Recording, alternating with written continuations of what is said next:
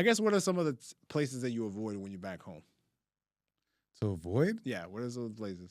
I mean, I'm not hanging out in the corner. Like, Talk about like Times Square, bro. Like, yo, get your mind out the gutter.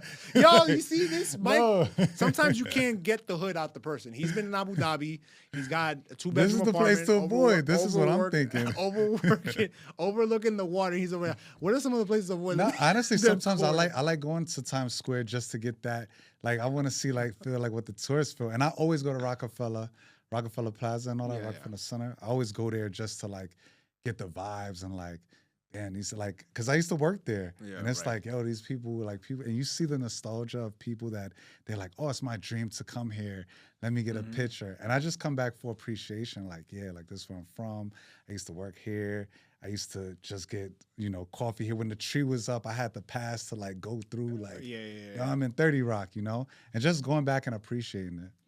I mean, I avoid those places largely now that I live. I've always Now you avoided- live there. I do not go to Times Square. I do not go to Rockefeller Center. I don't go. I try to stay away from the stadiums, aside from when the Knicks are playing and they're really good. The energy's unmatched in the city. But for me personally, just like tying it into the theme of the podcast, Last Flight Out. I mean, for me, I thought Last Flight Out, like, honestly, part of Last Flight Out is like a physical movement, but like it's much more mental. And when I'm back in the city now, I see it from like I almost feel like a foreigner now. Like I know I'm from here, but the city has changed so much because of the composition of the person that are there. Like, it just feels like meeting a born and raised New Yorker is not like that's a rarity now. I mean, because look where you live. You live in a fancy spot. That's No, why no. Not in my neighborhood. How We're much not you talking pay about for rent? So y'all can't be. Although I New pay a Yorker. modest amount for rent compared to what I'm paying. I live well below my means. Hey, you move back, they hit you over the head. Bro, real talk. When I saw the apartment for I'm paying the same amount between here and when I was at Dubai. I was over. Saw what it was. It was like overlooking the Burj, the canal. I'm looking at a building. And it's luxury because there's a dishwasher in it, and I still have to. You gotta do your laundry, and I gotta do my laundry downstairs. So I'm over here like, damn. I go to the dry cleaners across the street, and I looked at that bill, and I'm like, hold on.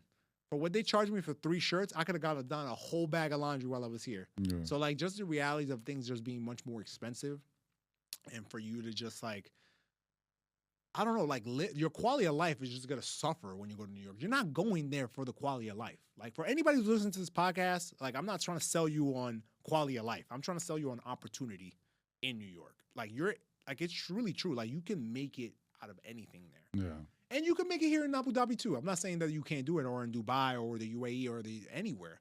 But I just feel like there's much more concrete examples in a place like New York of somebody has nothing and coming from anything than anywhere else in the world, which is the reason why they say it's the land of opportunity.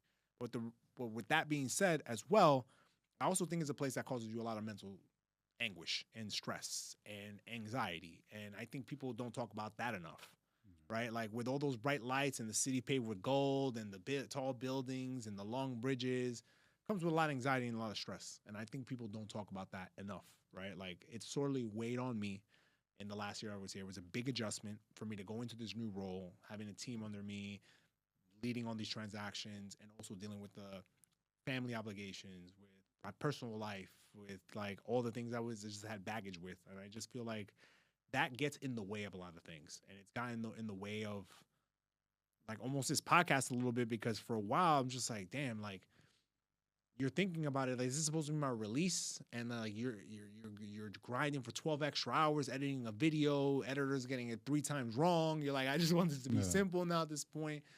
But all that comes into play when it comes to like, it's just not New York or nowhere, from wherever you're from in the world. I think you have to take appreciation. Like, this is who I am as a person, and these are the things I'm trying to accomplish. This is where I'm trying to head to. And without any of those guideposts, bro, you're gonna feel lost. It's going to be New York or nowhere, or New York, you're lost. It doesn't matter. Like, you're going to be lost wherever you're at. Yeah. So what are your top places to avoid in New York? Give me top 2 to avoid, and then top 2, someone coming in, oh, you got to go here. Top 2 to avoid. I mean, look, if somebody's coming for the first time, you got to go to Times Square. All right, so that's a must. You don't avoid it. You have to go. I avoid Times Square. Me. I avoid it like the plague. No, this is you. What's your top 2? What do I avoid? Yeah. Where they can find you. Top 2 where they're not going to find you. Where they're not going to find me. They're not finding me at Times Square. And they're not finding me on the High Line on a Saturday morning on a nice day. Okay. That's too much for me. And where can we find you? Where can I find me now? Probably at a coffee shop on Montague Street.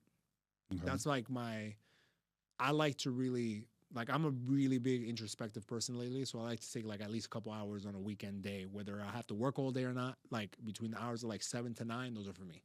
So I'll go to a coffee shop, sit there, look out the window, think, write, type, whatever. I don't write, I type in my notes, and just think, man, and just, that's why I send you sometimes random texts like, yo, we should be doing this or we should be doing that, right? And I'm sure you do that too.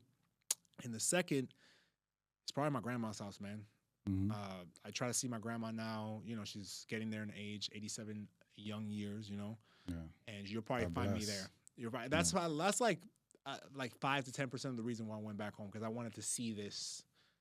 You know, I hope she's with us for another 100 years. But you know, if she gives me whatever she left, she gives me. She's always commenting on our bro. She's on our channel. Fan, bro. Yeah, she's our number one fan. I appreciate the love, bendición. Yeah, exactly.